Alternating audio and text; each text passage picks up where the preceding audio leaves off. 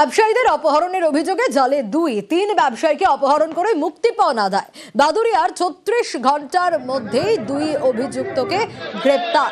কিভাবে গ্রেপ্তার, কোথা থেকে গ্রেপ্তার, আরো বিস্তারিত এই বিষয়ে জানাতে পারবে অনুপম রয়েছে আমার সঙ্গে। অনুপম,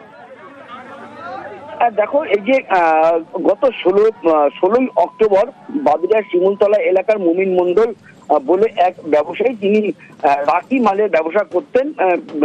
সেই ব্যবসার সূত্রে তিনি গাইঘাটায় তিনি মাল আনতে যাচ্ছিলেন এবং তার সঙ্গে তার সম ব্যবসায়ী আরো 3 জন ছিল। তারা গাড়িতে করে যাচ্ছিলেন টাকা পয়সা নিয়ে, কিন্তু গাইঘাটায় সেই যে মহাজন তার ঘটনাস্থলে পৌঁছানোর আগেই রাস্তায় দুষ্কৃতীরা তাদেরকে আটকায় এবং তাদেরকে কাছ থেকে টাকা পয়সা নিয়ে নেয় এবং পরবর্তীতে বাড়িতে ফোন করে মানে একে একে করে 2,60,000 টাকা তাদের কাছ থেকে মুক্তিপণ আদায় করে এবং তারপরেও তাদেরকে বেধড়ক মারধর করে এবং গভীর রাতে তাদেরকে ছেড়ে দেওয়া হয়। এরপর তারা বাদুড়িয়ায় ফিরে আসে এবং হাসপাতালে চিকিৎসাধীন হয়। এরপর বাদুড়িয়া থানায় অভিযোগও দায়ের করে। অভিযোগের ভিত্তিতে সেই দিন রাতে ঘটনাস্থল থেকে শুরুতেই যে প্রশ্নটা রেখেছিলাম, যে যাদেরকে গ্রেপ্তার করা হলো তারা কি এদের পরিচিত? হ্যাঁ, দেখো, এদের মধ্যে একজন একদমই পরিচিত, যার বাড়ি ওই শিমুলতলা এলাকায়, যার বাড়ি, তাকে গ্রেপ্তার করেছে পুলিশ। এবং আরো একজনকে পুলিশ গ্রেপ্তার করেছে, যার কিন্তু নাম, ছবি এবং ঠিকানা পুলিশ জানাতে চাইছে না। তার কারণ টিআই প্যানেল হবে আদালতের নির্দেশে, সেই কারণে তার নাম পরিচয় গোপন রেখেছে পুলিশ। 2 জনকে গ্রেপ্তার করেছে এবং এদের সঙ্গে আরো কয়েকজনের খোঁজ পুলিশ করছে। এবং এই যে 2 জনকে আজকে বসিরহাট মহকুমা আদালতে তোলা হচ্ছে পুলিশি হেফাজতে, এবং তাদেরকে পুলিশি হেফাজত নিয়ে আরো কারা এর সঙ্গে জড়িত ছিল। আর খবর দিন ভরে এবার নজর রাখবো, চাকরি পেয়েও চাকরি গেল 2 শিক্ষকের। বরখাস্ত করলো এসএসসি। উচ্চ প্রাথমিকে চাকরি পেতে ভুয়ো নথি, এমনটাই অভিযোগ। ঠিক কি ঘটেছে আরো বিস্তারিত জানাতে পারবে সোমরাজ রয়েছে আমার সঙ্গে। সোমরাজ, চাকরি তো পেলো, তারপর কেন চাকরি গেল এই 2 শিক্ষকের?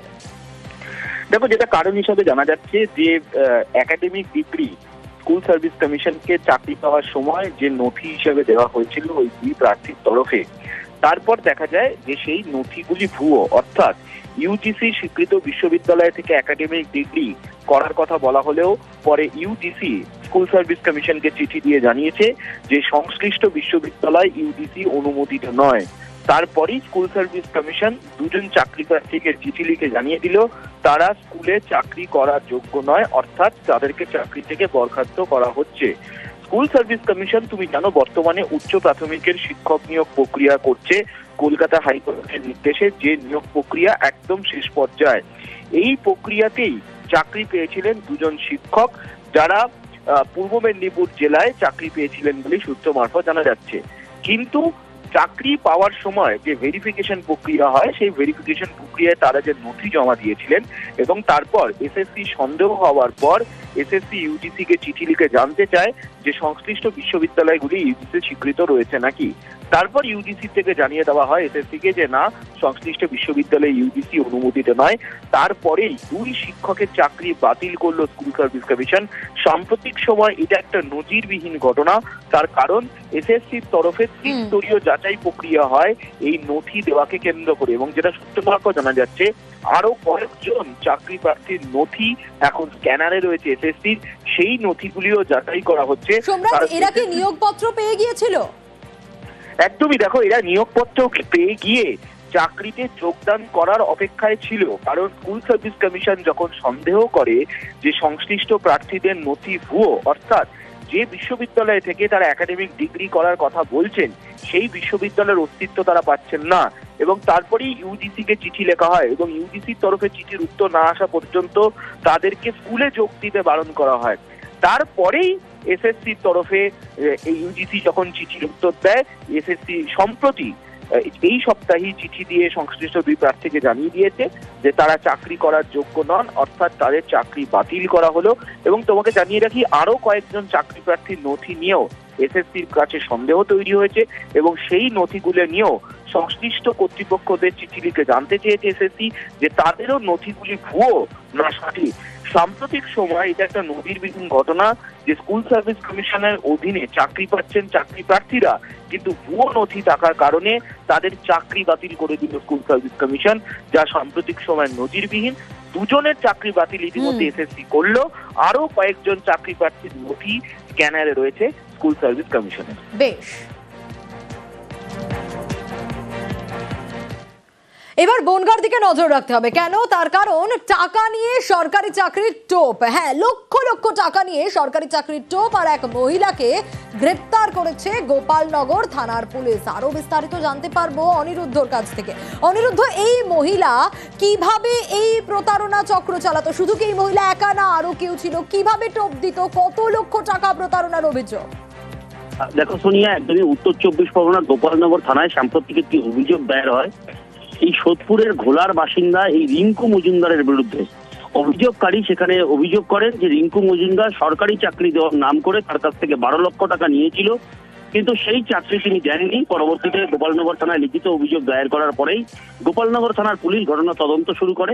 গতকাল গোপালনগরের টালিখোলা এলাকা থেকে এই রিঙ্কু মজুমদারকে গ্রেপ্তার করে গোপালনগর থানার পুলিশ এবং পুলিশ তদন্ত শুরু করেছে যে রিঙ্কু মজুমদার এই ব্যক্তি ছাড়াও আরো কত ব্যক্তির কাছ থেকে এরকম সরকারি চাকরির জন্য টাকা তুলেছেন বা কত পরিমাণে টাকা তুলেছেন সে বিষয়ে তদন্ত করছে গোপালনগর থানার পুলিশ এবং আজ তাকে 7 দিনের পুলিশ হেফাজতের আবেদন জানিয়ে বনগাঁ মহকুমা আদালতে পাঠিয়েছে পুলিশ। বেশ,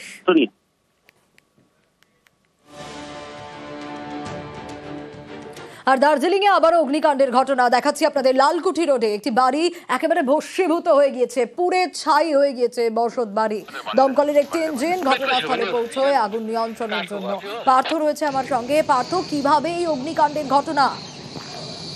প্রাথমিকভাবে যেটা মনে করা হচ্ছে, দমকল কর্মী মনে করছে যে শর্ট সার্কিট থেকেই আগুন লেগেছে কাঠের বাড়ি। একেবারে লালকুঠি রোডে রাস্তার ধারেই কিন্তু এবারে কুমার ছেত্রী নামে স্থানীয় বাসিন্দা, তার বাড়িতে কিন্তু ভয়াবহ অগ্নিকাণ্ড ঘটে এবং আগুন ধোঁয়া দেখতে পেয়ে স্থানীয় বাসিন্দারা সেখানে ছুটে যায়। তারা আগুন নেভানোর চেষ্টা চালায়। পরে দার্জিলিং থেকে দমকল একটি ইঞ্জিন যায় এবং তারপরে আগুন কিন্তু নিয়ন্ত্রণে আসে, যাতে অন্য আগুন দ্রুত না ছড়ায় সেই চেষ্টায় কিন্তু চালায় স্থানীয় বাসিন্দা এবং দমকল কর্মীরা। দার্জিলিং সদর থানার পুলিশের ঘটনাস্থলে গিয়েছে এবং গোটা বিষয়টি খতিয়ে দেখতে দমকল কর্তারা এবং যে সব ঘটনাটি ঘটে ওই সময় বাড়ির যে পুত্রী তিনি কিন্তু রান্না করেছিলেন এবং আগুন লাগায় দ্রুত তিনি নিজের বাড়ির থেকে বেরিয়ে আসে, কোনো হতাহতের কিছু খবর। বেশ, आप कैसे लगा है आपको मालूम नहीं? तो घर कितना बचा सके आप लोग? कुछ भी नहीं बचा। कुछ दिन आगे तो मुख्यमंत्री आए, क्या बोलना चाहेंगे? हेल्प कर दीजिए प्लीज। আর পাঞ্জাবে দ্য বার্নিং ট্রেন, ভয়ঙ্কর ছবিটা। গরিব রথ এক্সপ্রেস, দাউ দাউ করে আগুন জ্বলছে। অমৃতসর থেকে সহরসা যাচ্ছিল এই ট্রেনটি। ধোঁয়া বেরোতে দেখেই চালক ট্রেন থামিয়ে দেন আর যাত্রীদের তড়িঘড়ি নামিয়ে আনাতেই রক্ষা পাওয়া সম্ভব হয়েছে। আগুনে ক্ষতিগ্রস্ত ট্রেনের 3টি কোচ। আগুন লাগার কারণ খতিয়ে দেখা হচ্ছে।